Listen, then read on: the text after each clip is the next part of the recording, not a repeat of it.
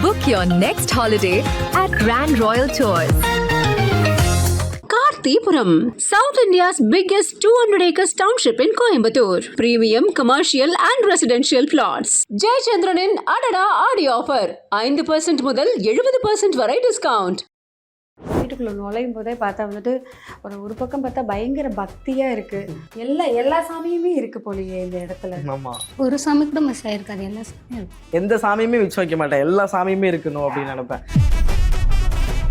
இந்த வீடு வந்துட்டு உங்களோட சொந்த வீடு. நீங்கள் ஏதோ யூடியூப்ல வந்துட்டு நிறைய விஷயங்கள் பண்ணி இது சப்ஸ்கிரிப்ஷன், ஏதோ லைவ் வீடியோ, அதை வந்துட்டு ஏதோ ஸ்பெஷலாக ஒன்று இருக்கு, இதை கிளிக் பண்ணிட்டு பாருங்க அப்படின்னு சொன்னா யூபிஐல வந்துட்டு காசு விழுகும். அதுல தான் நீங்க இவ்வளோ பெரிய வீடு வாங்கியிருக்கீங்க. வால்ல இப்படி செட் பண்ணணும் அப்படிங்கிற ஐடியா யாரோட ஐடியா? திவ்யாவோட ஐடியா. சரி, இதுல என்ன போட்டோ ரொம்ப பிடிக்கும்? எனக்கு என்ன போட்டோன்னா இந்த போட்டோ ரொம்ப பிடிக்கும். இந்த போட்டோ ரொம்ப பிடிக்கும். திவ்யா அதில் கொஞ்சம் ஜப்பியா இருப்பாங்க, அதனால ரொம்ப பிடிக்கும். எனக்கு குழந்தை இருக்கு, கல்யாணம் ஆயிடுச்சு, இவருக்கு வந்து யாரு கூடயோ கல்யாணம் ஆயிடுச்சு. டேரக்டாக சொல்கிறேன், யார் சொல்கிறாங்களோ, நானே சொல்கிறேன், மக்களாக இருந்தாலும் சரி, யாராக இருந்தாலும் சரி, யார் சொல்கிறீங்களோ ஒரே ஒரு வார்த்தை, ஹாஸ்பிட்டல் வரேன், வர்ஜின் டெஸ்ட் எடுப்போம். எல்லாருக்குமே வர்ஜின் டெஸ்ட் எடுத்து நான் ப்ரூஃப் காமிக்கிறேன். யார் சொன்னாங்களோ அவங்க வர்ஜின் டெஸ்ட் எடுக்க முடியுமா சொல்லுங்க? வர்ஜின் டெஸ்ட் எடுத்து எனக்கு காமிப்பாங்களா? இவங்களுக்குலாம் ப்ரூஃப் பண்ண எந்த அவசியமும் கிடையாதுக்கா. எனக்கு அப்பா அம்மா கிடையாதுக்கா. நான் பிறந்த 3 மாசத்துல அப்பா அம்மா இறந்துட்டாங்க. போட்டோஸ் அது எதுவுமே கிடையாது. எங்க அப்பா அம்மா எப்படி இருப்பாங்கன்னு எனக்கு தெரியாது. உங்களுக்கு அம்மா அப்பா அளவுக்கு அன்பு கொடுக்கறது யாரு? மாமா. என் மாமா மட்டும்தான். கண்ணு கலங்கல. அன்பு கொடுக்கறது யாரு அப்படின்னு கேட்டவுடனே கண்ணு கலங்கிடுச்சு. அவ்வளவு தூரத்துக்கு அவரை பிடிக்கும். ரொம்ப எப்படி சொல்றதுன்னா,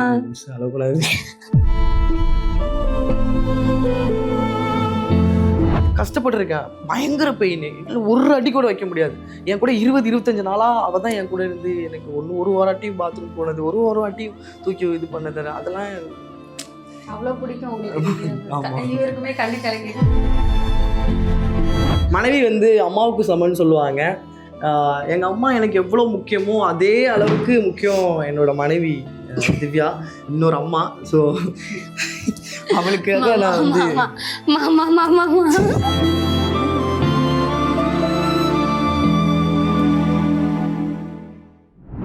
கலாட்டா வாய்ஸ் நேயர்களுக்கு வணக்கம். இன்னைக்கு நம்ம யாரை பார்க்க வந்திருக்கோம்னா, டிரான்ஸ்மென் கப்பிள்ஸ் மதன் திவ்யா அவங்க வீட்டுக்கு தான் வந்திருக்கோம். வாங்க அவங்க என்ன பண்றாங்கன்னு உள்ள போய் பார்க்கலாம்.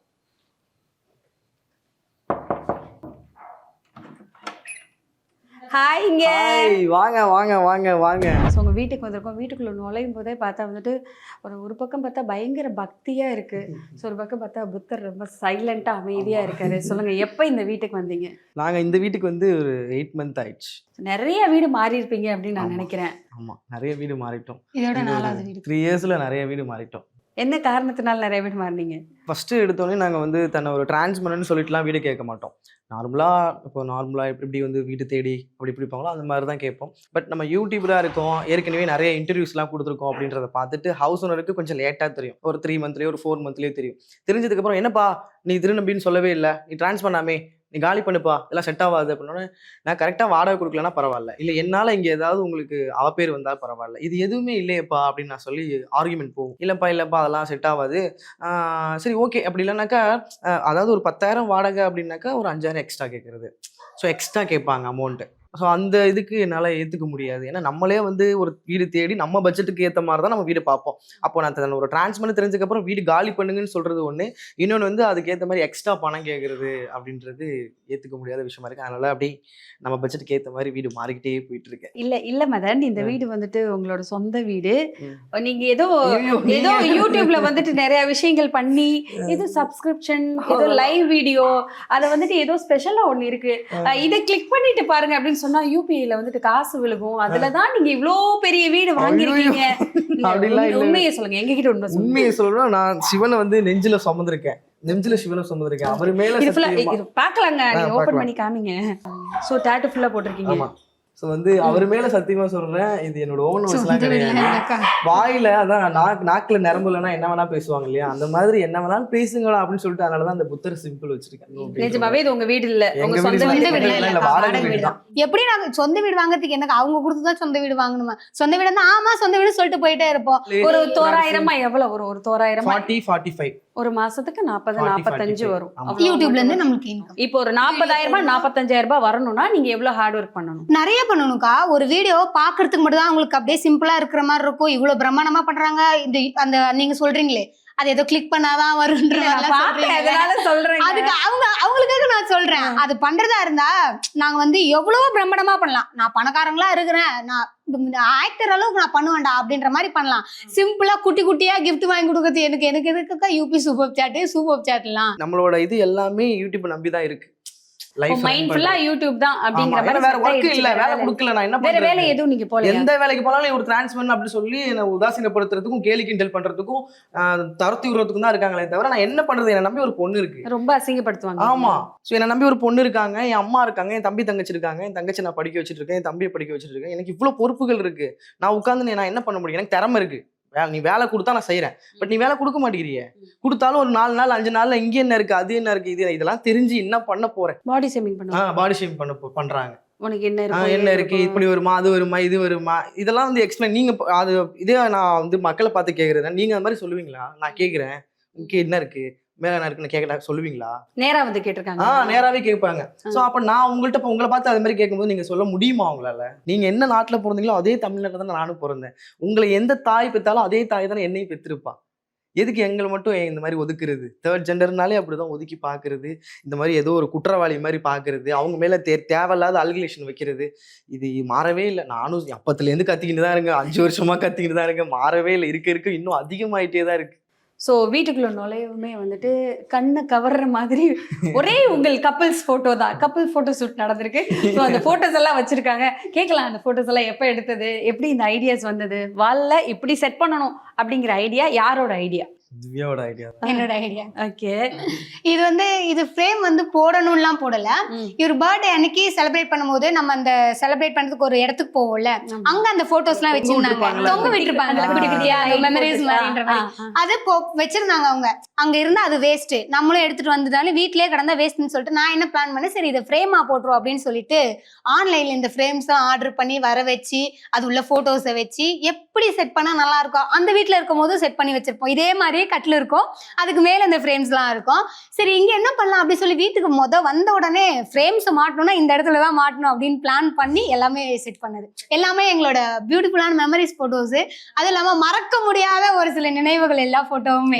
திஸ் இயர்க்கான கப்பல்ஸ் அவார்ட் கொடுத்தாங்க. இது கப்பல் அவார்டு கொடுத்தாங்க. அவங்களோட கம்யூனிட்டில இருந்து அவங்களோட இதுல இருந்து பெஸ்ட் கப்பல்ஸ் அவார்ட் அப்படின்னு சொல்லிட்டு நம்மளுக்கு திஸ் இயர்ல கொடுத்தாங்க. இந்த இயர்க்கான mister South Indian trans king, அதாவது ஃபேஷன் ஷோ அட்டெண்ட் பண்ணாரு. அப்போ அதுல பிரைஸ் வாங்கினது. சரி, இதுல எந்த போட்டோ ரொம்ப பிடிக்கும்? எனக்கு என்ன போட்டோனா இந்த போட்டோ ரொம்ப பிடிக்கும். இந்த போட்டோ ரொம்ப பிடிக்கும். திவ்யா அதுல கொஞ்சம் ஜப்பியா இருப்பாங்க, அதனால ரொம்ப பிடிக்கும். சோ அது கல்யாண பொண்ணு மாதிரி இருக்கீங்க. அது கல்யாணம்லாம் இல்லக்கா, அது என்னன்னா ஒரு சாங் பண்ண ரீக்ரியேஷன். நான் ஆச்சி சந்தன கிட்ட சாங் இருக்குல்ல, சோ அவங்க அந்த மாதிரி இருப்பாங்கல்ல, சோ அந்த கெட்டப்ல பண்ணலாம். ஆச்சி சந்தன கிட்ட அந்த சாங்ல அழகா இருந்தது. எனக்கே பார்க்கும்போது என்ன ரொம்ப, எனக்கு வந்து பிரைடல் ஷூட்ல எனக்கே பார்க்கும்போது என்ன ரொம்ப பிடிச்சிச்சு, வெக்க வெக்கமா வந்துச்சு அப்படிங்க. அதனால அந்த போட்டோ எடுத்து வச்சோம். சரி அதை ஃப்ரேம் போட்டுறலாம் அப்படின்னு சொல்லிட்டு அப்படியே அதை ஃப்ரேம் போட்டதுதான். சோ இதெல்லாம் வந்து திவ்யாவோட ஐடியா. யார் அதிகமா காதலிப்பா? ரெண்டு பேருமே மாத்திக்க, ரெண்டு பேருமே சலிச்சதே கிடையாது. கோவம் வந்தாலும் சரி, சண்டை வந்தாலும் சரி, லவ்னாலும் சரி, அண்டர்ஸ்டாண்டிங் சரி, புரியுதலா இருந்தாலும் சரி, எல்லாமே ஈவன். ரெண்டு பேருக்கும் வேற வேற யாரு கூடயோ கல்யாணம் ஆயிடுச்சு அப்படிங்கிற மாதிரியும், பிள்ளைங்க எல்லாம் இருக்கு அப்படிங்கிற, உங்களுக்கு குழந்தை எல்லாம் இருக்கு அப்படிங்கிற மாதிரியும் வெளியே பேசிக்கிறாங்க. என்ன உண்மை? இப்ப கூட வெர்ஜின் டெஸ்ட் எடுக்கிறதுக்கு நாங்க 2 பேருமே தயாரா தான். நான் சொல்றேன்க்கா, எனக்கு குழந்தை இருக்கு, கல்யாணம் ஆயிடுச்சு, இவருக்கு வந்து யாரு கூடயோ கல்யாணம் ஆயிடுச்சு. டைரக்டா சொல்றேன், யாரு சொல்றாங்களோ, நானே சொல்றேன், மக்களா இருந்தாலும் சரி, யாரா இருந்தாலும் சரி, யாரு சொல்றீங்களோ ஒரே ஒரு வார்த்தை, ஹாஸ்பிட்டல் வரேன், வர்ஜின் டெஸ்ட் எடுப்போம். யாருக்கு குழந்தை இருக்கு, யாருக்கு குழந்தை இல்லை, யாருக்கு கல்யாணம் ஆச்சு, ஒரு 10 சேனல் கூட வரட்டும், யாரு வேணா வரட்டும், எல்லாருக்குமே வர்ஜின் டெஸ்ட் எடுத்து நான் ப்ரூஃப் காமிக்கிறேன். யார் சொன்னாங்களோ அவங்க வர்ஜின் டெஸ்ட் எடுக்க முடியுமா சொல்லுங்க? வர்ஜின் டெஸ்ட் எடுத்து எனக்கு காமிப்பாங்களா? இவங்களுக்கு எல்லாம் ப்ரூஃப் பண்ண எந்த அவசியமும் கிடையாதுக்கா. திவ்யா, உங்ககிட்ட ஒரு கேள்வி, யாராவது கேட்டிருக்காங்களா, நீ ஒரு பொண்ணு தானே, எதுக்கு இவரோட இருக்க, அந்த மாதிரி எல்லாம் கேட்டிருக்காங்களா? நிறைய பேர் கேட்டிருக்காங்க. வேற யாரு ஆம்பளைங்க கிடைக்கல, அந்த மாதிரி எல்லாம் கேட்டிருக்காங்களா? அப்படின்றத விட இவன் ஆம்பளை நினைச்சு நீ கல்யாணம் பண்ணிருக்கியா, நீ ஆம்பளை நினைச்சு உன்னோட இருக்கியா அப்படின்லாம் கேட்டவங்க நிறைய பேர் இருக்காங்க. எனக்கு என்னன்னா ஒரே மைண்ட் செட்டுக்கா, ஆம்பளையோட இருந்தாலும் பொம்பளையோட இருந்தாலும், ஆம்பளை கல்யாணம் பண்ணாலும் பொம்பளைய கல்யாணம் பண்ணாலும் இங்க வந்து யாருமே வந்து நீங்க இவங்களதான் கல்யாணம் பண்ணணும்னு சட்டம் கிடையாது. அதே மாதிரியே என் வாழ்க்கை நான் தான் சூஸ் பண்ணணும், என்னோட லைஃப் பார்ட்னர் எப்படி இருக்கணும்னு. ஊர்ல இருக்க எல்லாரும் சூஸ் பண்ணணும் அவசியம் கிடையாது. என் ஃபேமிலி ஓகே இல்லைன்னா நான் ஒத்துக்கலாம், சரி என் ஃபேமிலிக்கு நான் எக்ஸ்பிளைன் கொடுப்பேன். உங்களுக்குலாம் நான் எக்ஸ்பிளைன் கொடுக்கணும்? அவன் ஆம்பளையா இருந்தா என்ன, இல்லைனா நான் குழந்தை பெத்தான்னா, குழந்தை பெக்கலனா என்ன, எனக்கு தாலி இருந்தானே, தாலி இல்லைன்னா என்ன, இதெல்லாம் நீங்க ஏன் கேக்குறீங்க? என் குடும்பமே கேட்கல. ஏதாவது கல்யாணம் பண்ணிக்கிற மாதிரி ஏதாவது ஐடியா இருக்கா? இருக்குக்கா, இருக்கு, கண்டிப்பா பண்ணுவோம். ஓன் சிஸ்டர் ஒரு கண்டிப்பா தங்கச்சி இருக்காங்க, அவங்களுக்கு முடிச்சிட்டு தான் நாங்க என் பண்ணலாம். நாத்தனாருக்கு முடிச்சிட்டு தான் நாங்க பண்ணுவோம். ஸோ மேலே பார்த்தா அம்மா ஒரு பெரிய குடும்பம் அப்படிங்கிற மாதிரி ஒரு பெரிய நிறைய பேர் இருக்காங்க போட்டோஸ்ல. யார் யாருன்னு கொஞ்சம் சொல்லுங்க. பெரிய குடும்பம், கியூட்டான குட்டி ஃபேமிலின்னு சொல்லுவேன். இது தம்பி, இது அம்மா, இது என் ஓன் சிஸ்டர், இது இங்க பாத்தீங்களா நீங்க குட்டி பையன் கதவை தட்டிட்டு இருக்கான். இது எங்க அம்மாவை பெத்தவங்க ஆத்தா, எங்க ஆத்தா திவ்யா, நானு. இது எங்க ஆத்தா கூட ஒரு மெமரபிளான இது பர்த்டே கிஃப்ட் கொடுத்தாங்க. போன பர்த்டேக்கு திவ்யா எனக்கு கொடுத்தாங்க. ஏன்னா எங்க ஆத்தா தான் எனக்கு ரொம்ப புரிஞ்சுக்கிட்டது. என் வீட்டுல என்ன ஃபர்ஸ்ட் புரிஞ்சுக்கிட்டதுன்னா எங்க ஆத்தா. என்னதான் இருந்தாலும் என் பேர புள்ள, நீ எப்படி இது பண்ணலாம், எங்க அம்மாவே கன்வின்ஸ் பண்ணுவாங்க எங்க ஆத்தா. 45,000 40,000 வரும்னு சொன்னேன் இல்லையா, அதை தான் கெடுக்கிற மாதிரி நிறைய விஷயங்கள் எங்க மேல என்னென்ன அல்குலேஷன் வைக்கணும், என்னென்ன தப்பு சொல்லணும், என்னென்ன குறை சொல்லணும், என்னென்ன எல்லா விதத்துலயுமே அடிக்கிறாங்க. எனக்கு தெரியல இது ஏன் பண்றாங்க. ஏன் மதன் உங்களை குறி வச்சு அடிக்கணும்? என்ன மதன் பேரை சொன்னா மேபி அவங்க ட்ரெண்ட் ஆறாங்களா, அதனால அவங்களுக்கு ஏதாவது கிடைக்குதா எனக்கு தெரியல. மதன் பிடிக்கலன்னு சொல்லி ஒரு ஆப்போசிட்ல இருந்து ஒரு விஷயம் பேசுறாங்க, அல்குலேஷன் வைக்கிறாங்க. நான் வந்து பர்சனலா வாங்கி கொடுத்த கிஃப்ட்டை கூட தூக்கி போட்டு கோயில்ல போய் வைக்கிறாங்க. அப்போ மதனை பத்தி பேசின கண்டென்ட்ல ஒரு 20,000 வந்திருக்கும். ஒரு 5 வீடியோ பேசியிருப்பாங்க. ஒரு வீடியோ 2 லட்சம் 3 லட்சம். நீங்க ஒரு காமன் ஒரு ஹியூமனா உங்களுக்கு தெரியாத ஒண்ணுமே இல்லை, படிச்சிருக்கீங்க, ஒரு வீடியோ இவ்வளவு போனா இவ்வளவு வரும்னு உங்களுக்கு தெரியும். 2 லட்சம் 3 லட்சம் வியூஸ் போயிருக்கு. அப்போ ஒரு வீடியோவுக்கு 15,000. அஸ் அ யூடியூபரா எனக்குமே தெரியும், ஒரு வீடியோவும் 2 லட்சம் 3 லட்சம் போயிருக்குங்கும் போது ஒரு வீடியோலையும் 15,000 20,000 வரும். அப்போ மதன் வேண்டாம், மதன் தப்பானவன், மதன் வாங்கி கொடுத்த பொருளை போய் கோயில்ல போட்டாச்சு, ஏன் மதன் மூலியமா வந்து காசு மட்டும் உனக்கு வேணும்?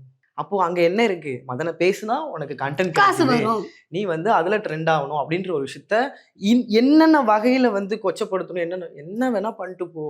நான் ஒரே விஷயம், எங்க அம்மா என்ன சொன்னாங்கன்னா, தங்கச்சி கல்யாணம் பண்ணி முடிக்கட்டும், அதுக்கப்புறம் நீ என்னன்னாலும் குரல் கொடு, உன் ஜெண்டருக்காக நீ குரல் கொடு, நான் வேணானே சொல்லலை, ஆனால் தங்கச்சி கல்யாணம் முடியட்டும் அப்படின்ற ஒரு விஷயம் பாயிண்ட். 2வது பாயிண்ட் என்னன்னா, நாங்கள் என் தரப்புலேருந்து நான் அவங்க மேலே கம்ப்ளைண்ட் கொடுத்துருக்கேன், அவங்க தரப்புலேருந்து என் மேலே கம்ப்ளைண்ட் கொடுத்துருக்காங்க. அப்படிங்கும்போது எஸ்ஐ சார் கிட்ட நாங்கள் எழுதி கொடுத்துட்டு வந்திருக்கோம். இனிமேல் நான் அவங்கள பற்றி எந்த ஒரு தேவையில்லாத வேர்ட்ஸோ இல்லை எதுவுமே பேச மாட்டேன். ஏன்னா நாங்கள் ஒரு ஜெண்டரை இழிவுபடுத்தி பேசும்போது ட்ரிகர் ஆயிரும். நான் ஜெண்டரை இழிவுபடுத்தி பேசும்போது ட்ரிகர் ஆகிறோம் நாங்கள். அப்படிங்கும்போது தன்னோட மனைவியை இழிவுபடுத்தி பேசினா இன்னும் எவ்வளோ இருக்கும், அது இன்னும் எனக்கு ஒரு மாதிரி மென்டல் ப்ரெஷர், என்ன இப்படி பேசுறாங்கன்ற லெவலுக்கு போயிடுறேன். அப்போ அந்த இடத்துல நான் ஏன் அடித்தேன், எதுக்காக அடிச்சேங்கிறது யாராவது ஒரு ஆள் யோசிச்சிருந்தா என்னை வந்து தப்பா இந்த மக்களுக்கு நம்ம என்ன நடந்தது அப்படிங்கிறத தெளிவாக சொல்லணும். அதுக்கு முன்னாடி வீட்டை சுற்றி பார்க்குறேன், உங்களோட ஃபோட்டோஸ் இருக்கு, உங்க அம்மா ஃபோட்டோஸ் இருக்கு, உங்க அம்மா அப்பா ஃபோட்டோஸ். எனக்கு அப்பா அம்மா கிடையாதுக்கா. நான் பிறந்த 3 மாசத்துல அப்பா அம்மா இறந்துட்டாங்க. போட்டோஸ் அது எதுவுமே கிடையாது. எங்க அப்பா அம்மா எப்படி இருப்பாங்கன்னு எனக்கு தெரியாது. எனக்கு வளர்த்தது ஃபுல்லாவே என் பாட்டி தான், அம்மாவோட அம்மா. எனக்கு சொந்த ஊர் பாத்தீங்கன்னா கேரளா சைடு ஒற்றப்பாளையம். நான் அப்பா அம்மா இறந்த உடனே அப்பா அம்மா ஆக்சிடென்ட்ல இறந்துட்டாங்க. அப்போ இறந்த உடனே பாட்டி என்னை சென்னைக்கு கூட்டிட்டு வந்துட்டாங்க. எனக்கு பாட்டி மட்டும் தான். பாட்டி வந்து இப்ப ஆவடியில இருக்காங்க. பாட்டி நல்லா பாத்துப்பாங்க. என்னை இவ்வளவு தூரம் ஆளாக்கி எல்லாத்துக்குமே தைரியம் கொடுத்தது என் பாட்டி மட்டும் தாங்க. நான் ஏன் இவ்வளவு போல்டா இருக்கேன், ஏதாவது ஒரு விஷயம் சொல்லும் போது கூட இந்த உடஞ்சி உட்கார்றதோ அழுவுறதோ மூலையில உட்காந்து அழுவுறது, பொம்பளை பசங்க முக்காவாசி அதை தான் பண்ணுவாங்க. இல்ல ஆசையே இல்லையா? அம்மா அப்பா பார்த்ததே இல்ல. ஒரு சில நேரத்தும் அது அங்கங்க ஸ்கூல் டேஸ்ல வந்து இப்ப பேரண்ட்ஸ் மீட்டிங்லாம் வைக்கும் போது பேரண்ட்ஸோட வந்து உட்காரும் போது அப்போ தோணி இருக்கும். அந்த மாதிரி வெளியே எங்கன்னா போகும்போதோ இல்ல யாரையாவது ஒரு இப்போ நம்ம ஏஜ்ல இருக்க பசங்களை அவங்க அப்பாவோட அம்மாவோட விளையாட அடிச்சு வீடியோல கூட வரல, அதெல்லாம் பார்க்கும்போது கூட ஆசை வரும். நம்மளுக்கு கொடுத்து வைக்கல, அவ்வளவுதான். அதுக்கப்புறம் அந்த ஏன்னா நம்மளுக்கு பார்த்து இடையில போயிருந்தா கூட நம்மளுக்கு அந்த ஃபீல் இருந்திருக்கும்க்கா. நான் பார்க்கவே இல்லை சுத்தமா, போட்டோல கூட நான் பார்த்தது கிடையாது. உங்களுக்கு அம்மா அப்பா அளவுக்கு அன்பு கொடுக்கறது யாரு? மாமா. என் மாமா மட்டும்தான். கண்ணு கலங்கல. அன்பு கொடுக்கறது யாரு அப்படின்னு கேட்டவுடனே கண்ணு கலங்கிடுச்சு. எனக்குமே இல்ல அவ்வளவு தூரத்துக்கு அவரை பிடிக்கும். ரொம்பக்கா எப்படி சொல்றதுன்னா,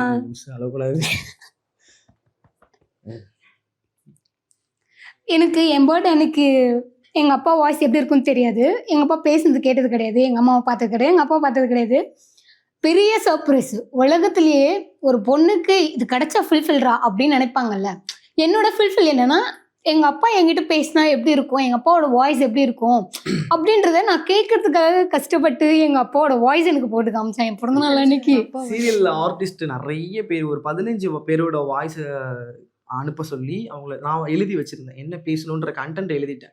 எழுதி ஒரு 15 பேர் சீரியல் ஆக்டர்கிட்ட போய் கெஞ்சி இந்த மாதிரி எனக்காக பண்ணி கொடுங்க, என் ஒய்ஃபை வந்து தான் அப்பாவை பார்த்ததில்ல, தான் அப்பா வாய்ஸை கூட கேட்டதில்லை அப்படின்ற ஒரு இதுக்கு ஒன்று அவங்களுமே கொஞ்சம் சப்போர்ட் பண்ணி பேசி அனுப்பிச்சி விட்டாங்க. அதில் நான் ஒன்று செலக்ட் பண்ணி கொஞ்சம் எமோஷ்னலாக கேட்டோன்னே இதுதான் நம்ம அப்பாவோட வாய்ஸ் இப்படி தான் இருக்குன்ற கற்பனை இருக்கு இல்லையா, அது மாதிரி நான் கொண்டு வந்தேன். ஒவ்வொரு வாட்டியுமே ஒவ்வொரு முயற்சியிலுமே போன பர்த்டேக்கு அப்படிதான் நல்ல கண்ணெல்லாம் கட்டி நடுவு கடல்ல போய் நிப்பாட்டி நான் இது பண்ணி போட்டேன். அது இதே கலாட்டா இதுலேருந்தே போட்டிருந்தாங்க. அது கொஞ்சம் இதாக இருந்துச்சு. கண்ணை போய் அவுத்து நம்ம வந்து அங்கே வந்து சர்ப்ரைஸ் பண்ணோம். ஸோ ஒவ்வொரு பர்த்டே ஒவ்வொரு விஷயத்துலையுமே நான் அவளை வந்து கொஞ்சம் ஸ்பெஷலாக என்ன டிஃப்ரெண்ட்டாக பண்ணணும், என்ன பண்ணால் அவளோட அந்த இந்த உள்ளுக்குள்ளே ஏக்கம் இருக்கும், வெளியில் சொல்லலாம். அவன் அப்பா அம்மா அப்பா இல்லாத இது நான் ஃபீல் பண்ணதில்லை, சைல்டில் தான் பண்ணேன் அப்படின்னு சொல்லிட்டு. அது கிடையாது, எனக்கு தெரியும். ஏன்னா நம்மளுக்குமே இருக்கா, எனக்கு அப்பா இல்லை, நான் என்னதான் அப்பா இல்லைங்கிறத நான் வந்து ஃபுல்ஃபில் பண்ண என் தம்பி இருந்தாலுமே உள்ளுக்குள்ளே எங்கேயோ ஒரு இடத்துல நம்ம அப்பா இருந்தால் நம்ம இவ்வளோ கஷ்டப்பட்டு இருக்க மாட்டோமோ அப்படின்ற ஒரு எங்கேயோ ஒரு ஏக்கம் இருக்கும். அந்த ஏக்கம் கண்டிப்பாக அவளுக்கு இருக்குன்றது. அந்த வாய்ஸ் கேட்டவொடனே எப்படி இருந்தது? செம்ம ஃபீல், அழுதுட்டு வேண்டாம் எனக்கு நிறுத்திடு, வேண்டாம் எனக்கு வாய்ஸே வேணாம். ஏன்னா கேட்டதே இல்லை, அது உணர்ந்ததே இல்லை. நான் அவரோட டச் எப்படி இருக்கும், அவரோட அந்த அரவணைப்பு எப்படி இருக்கும் நான் ரியலைஸ் பண்ணதே கிடையாது. நான் பிறந்ததுலேருந்தே ரியலைஸ் பண்ணது கிடையாது. அப்படின்னும் போது அது கேட்க என்னன்னா எனக்கு ஒரு மாதிரி எமோஷனல் ரொம்ப ஆயிடுச்சு. வேண்டாப்பா தயவு செய்து நிறுத்திடு, அதுலேயே சொல்லியிருப்பேன், நிறுத்திடு வேண்டாம் அப்படின்னு சொல்லியிருப்பேன். அது ரொம்ப எமோஷனல் ஆச்சு. ஸோ அங்கே நான் என் மாமா கிட்ட எங்கள் அப்பாவை ரொம்ப பிடிக்கும், சொல்றதுக்கு அளவில்லைக்கா.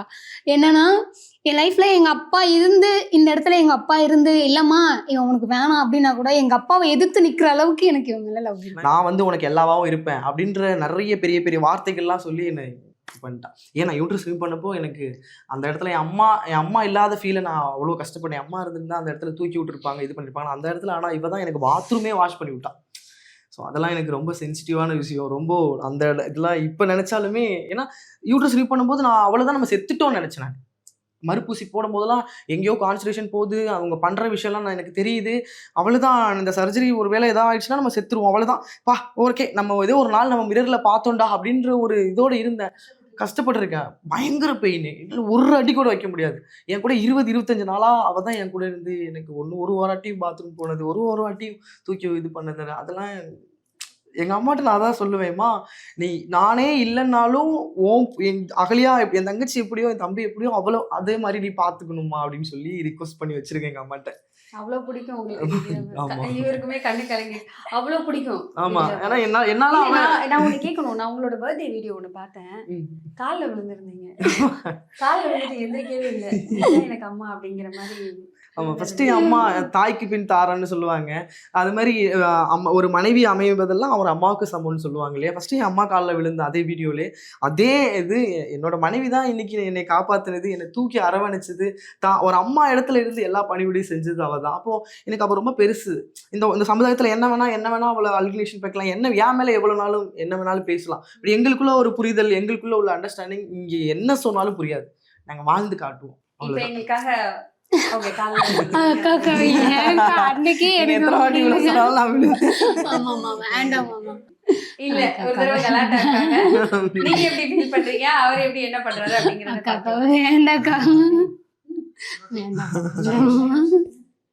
நான் வேணா விளையாடுறேன், நீ விளையாட. மனைவி வந்து அம்மாவுக்கு சமன்னு சொல்லுவாங்க. எங்கள் அம்மா எனக்கு எவ்வளோ முக்கியமோ அதே அளவுக்கு முக்கியம் என்னோட மனைவி திவ்யா. ஸோ எனக்காக நிறைய ஸ்ட்ரகிள்ஸை ஃபேஸ் பண்ணியிருக்கா, நிறைய சாக்ரிஃபைஸ் பண்ணுறா, இவ்வளோ கஷ்டத்தை ஃபேஸ் பண்ணுறா. இப்போது அப்படிப்பட்டவ வந்து எனக்கு இன்னொரு அம்மா. ஸோ அவளுக்காக நான் வந்து இங்கே வந்துரு ஆசீர்வாதம் பண்ணி. சரி ஓகே, நல்லா இருப்போம் எழுந்து 2 பேரும் சேர்ந்து நல்லா இருப்போவா. வேண்டாம் சாமி. Love you. எப்பவுமே இருக்கணும் கூட. கண்டிப்பா இப்படிலாம் பண்ணாத. பயங்கரமான கப்பல் சார் நம்மளுக்கே கண்டு கலங்குது. ஸோ இவ்வளவு தூரத்துக்கும் முரட்டுத்தனமான காதல் அப்படின்னு சொல்லுவாங்க. தெரியுது 2 பேரும், நீ இல்லைன்னா நான் இருக்க மாட்டேன், நான் இல்லைன்னா நீங்க இருக்க மாட்டேன். இல்லை என் லைஃப்ல இல்லைன்னா நான் ஜீரோ தான். ஜீரோங்கிற இடத்துலேருந்து தான் ஸ்டார்ட் பண்ணேன். நான் என்னோட உணர்வுக்கு மரியாதை கொடுத்து நான் மாறிட்டேன். ஏன்னா அப்படிதான் என்னோட மைண்ட் செட் இருந்துச்சு. சின்னதுலேருந்து எனக்கு விவரம் தெரிஞ்சதுலேருந்து 7வது படிக்கும் போதுலேருந்து நமக்கு மட்டும் ஏன் இப்படி இருக்குது, நம்ம சேஞ்ச் ஆகணும், நமக்குள்ள இவ்வளோ மாற்றம் இருக்குது, நம்ம நார்மல் பொண்ணு மாதிரி இல்லையே, நம்ம வித்தியாசமாக இருக்குமே அப்படின்னு சொல்லி அது ஒரு போராட்டமாக போய் ஒரு 21 வயசுல நான் மாறிட்டேன். மாறினதுக்கு அப்புறம் அவ்வளவுதான் என் லைஃப் ஃபுல்ஃபில் ஆயிடுச்சு. அப்பா அப்படின்னு பெருமூச்சு விடும்போது திவ்யா என் லைஃப்ல வந்தாங்க. அப்படிங்கும்போது இவ்வளவு நான் என்ன பண்ணணும் பார்த்துக்கணும் அப்படின்ற ஒரு இதுல நான் அப்படியே போயிட்டேன். ஆனா என்னன்னாக்கா அந்த மாறினேன் அப்படின்ற ஒரு விஷயம் தான் இருந்துச்சு தவிர அந்த இடத்துல நான் ஜீரோவா தான் இருந்தேன். வேலை போயிடுச்சு, எனக்கு சொசைட்டியில் மரியாதை போயிடுச்சு, என் ஃபேமிலின்னு அக்செப்ட் பண்ணல, 3 இயர்ஸ்க்கு அப்புறம் தான் அக்செப்ட் பண்ணாங்க. இந்த மாதிரி எல்லா இடத்துலையுமே நான் ஜீரோவாக இருந்தேன். என்ன இல்லை உன்னால் முடியும், ஃபேமிலி அக்செப்ட் பண்ணுவாங்க, இப்படி பேசலாம் அப்படி பேசலாம். அப்புறம் டான்ஸே நான் கிட்டத்தட்ட ஒரு 13 வருஷமாக டான்ஸர். ஸோ டான்ஸே ஆட முடியாது, சர்ஜரி பண்ணிட்டு என்னால் ஆட முடியாது. உன்னால் முடியும், திரும்ப பண்ணு, நீ எனக்கு ஆக்டிங் பிடிக்கும் ஆனால் ஆக்டிங்கில் உடஞ்சிட்டேன். ஏன்னா இந்த மாறுற டைம் என்னோட பெயின் என்னால் தாங்க முடியல. ஆக்டிங்லாம் வேணாந்துக்கு, எல்லாம் ஆடலாம் முடியாது, இந்த சமுதாயம் என்னை ஏற்றுக்காது, என் ஃபேமிலி என்னை ஏற்றுக்க மாட்டாங்க, எல்லாத்துலேயுமே இன்னைக்கு ஃபுல் க்ரீன் டிக்கில் இருக்குது. அந்தளவுக்கு ஆக்கிட்டான். ஸோ நான் ஜீரோவாக இருந்து ஆரம்பித்த இடத்துலேருந்து என்னை இன்னைக்கு 100க்கு 100 வச்சுருக்கேன். இதை விட என்ன வேணும் சொல்லுங்கள்? காசு பணம் தான் இல்லையே தவிர மிச்சப்படி நான் அன்பை நல்ல நிறைய அன்பு இருக்கு. எங்க லவ் தாண்டா முக்கியம் அப்படிங்கிற மாதிரி சொல்லிட்டாரு. சோ நம்ம வீடை தொடர்ந்து சுத்தி பார்க்கலாம். இந்த இடத்துல புத்தர் இருக்காரு, ஒரு அமைதிக்கான அடையாளம் நம்ம புத்தர் இருக்காரு. சோ சொல்லுங்க, எதுக்கு வீட்டுக்கு நடுவுல புத்தர்? இது எதுக்குனாக்கா அந்த ஹார்ஸ் பத்தி எனக்கு தெரிஞ்சது நான் சொல்றேன். அந்த ஹார்ஸ் இருந்தா வந்துட்டு முன்னோக்கி ஓடுவோமா, எந்த இடத்துலயும் வீழ்ந்துட மாட்டோம். அதுவுமே வச்சிருக்காங்க. எந்த காரணம்? அதுதான் உண்மை. அந்த ஹார்ஸ் பார்க்கும்போது நம்ம ஓடிக்கிட்டே இருக்கணும், எங்கேயுமே டவுன் ஆயிடக்கூடாதுன்றதுக்கு அடையாளமா அதை வச்சிருக்கோம். இது எதுக்குனாக்கா இந்த சமுதாயத்துல வந்து என்ன வேணாலும் நம்ம மேல 1000 விமர்சனம் வைக்கலாம், என்ன வேணாலும் பண்ணலாம், குரல் கொடுக்கலாம், தப்பு இல்லை. குரல் கொடுக்குற கேட்குற இடத்துல அவங்க இருக்கணும். அதை கேட்க மாட்டேன், நீ உன்னை யாரு கலாச்சா நான் கேட்பேன், உன்னை யாரு விமர்சனம் பண்ணா, அந்த மாதிரி விஷயத்த தான் இப்ப மக்கள் விரும்புறாங்க. யாரையாவது பத்தி அடிச்சுக்குவோமா, சண்டை போட்டுக்குவோமா, இல்ல கேலி கிண்டல் பண்ணிக்குவோமா, அந்த மாதிரி விஷயத்த மக்கள் விரும்பி பாக்குறாங்களே தவிர உண்மையா இருந்து உண்மையா ஒரு விஷயத்த பண்றோம் அப்படின்னா பார்க்க மாட்டாங்க. ஸோ இந்த மாதிரி மக்களுக்கு நடுவில் நம்ம என்ன எப்படி இருக்கணும், அமைதியா போயிடலாம், நமக்கு என்ன டேலண்ட் இருக்கோ அதை எக்ஸ்ப்ளோர் பண்றோம். ஸோ வீட்டில் நிறைய இடங்கள் பார்த்தாலும் ரொம்ப முக்கியமான இடம் அப்படின்னு தான் சொல்லுவாங்க. எந்த வீட்லேயுமே ரொம்ப முக்கியமான இடம் பூஜை அறை அப்படின்னு சொல்லுவாங்க.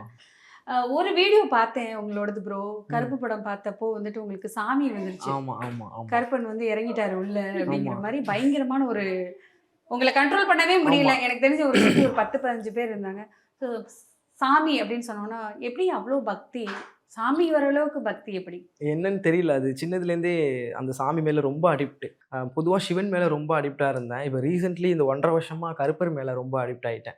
அது என்னன்னு தெரியல. நம்மளை மீறி ஒரு சில பேர் எல்லாருக்கும் ஒரு சாமியை பிடிக்கும். ஸோ நமக்கு ஒரு சாமின்னாக்கா அது சிவனும், இப்போ ரீசெண்டாக கருப்பர் ரொம்ப பிடிக்கும். எல்லா சாமியும் நம்ம ஓப்பன் பண்ணி பார்த்துப்போம். திறக்கும் போதே வந்து வாயா கருப்பா அப்படின்னு நம்ம திறப்போம். ஸோ உள்ள இருந்து வெளியே வரட்டும். கண்டிப்பா எல்லா சாமியுமே இருக்கு போலயே இந்த இடத்துல. ஆமா, ஒரு சாமி கூட மிஸ் ஆயிருக்காது, எல்லா சாமியும் இருக்கும். சோ எல்லா சாமியும் இருக்கு போல சாமி ரூம்ல. ஆமா, எந்த சாமியுமே வச்சு வைக்க மாட்டேன், எல்லா சாமியுமே இருக்கணும் அப்படின்னு நினைப்பேன். ஏன்னா எனக்கு இப்படி இருந்தாதான் பிடிக்கும், அப்பதான் சாக்ரிஃபைஸ் ஆகும். எனக்கு வந்து ஒரு வீட்டுல வந்து பாத்ரூம் நீட்டா இருக்கணும், கிச்சன் ரூம் நீட்டா இருக்கணும், சாமி ரூம் நீட்டா இருக்கணும். இது 3 இதுல நான் ஃபிக்ஸட். ஏன்னா நான் வில்லேஜில் பிறந்தவன்.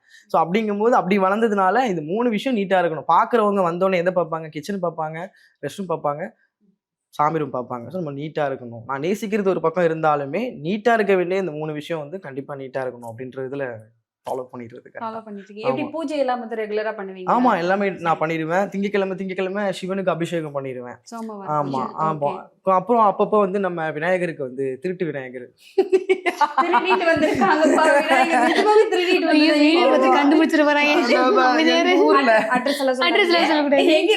தஞ்சாவூர்ல இருந்து திருடிட்டு வந்ததுதான். திருட்டு விநாயகர் தான் ரொம்ப பவர்ஃபுல்லாவே வந்து பயங்கரமான கோயில். நைட்டா தூக்கிட்டு வந்தாங்க.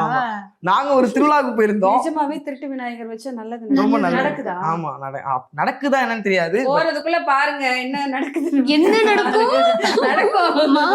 நல்லதே நடந்தா நல்லது, நல்லதே நடந்தா என்னோட ஃபேவரட் டயலாக் இருக்கு. நல்லா இருப்போம் எல்லாரும் நல்லா இருப்போம்.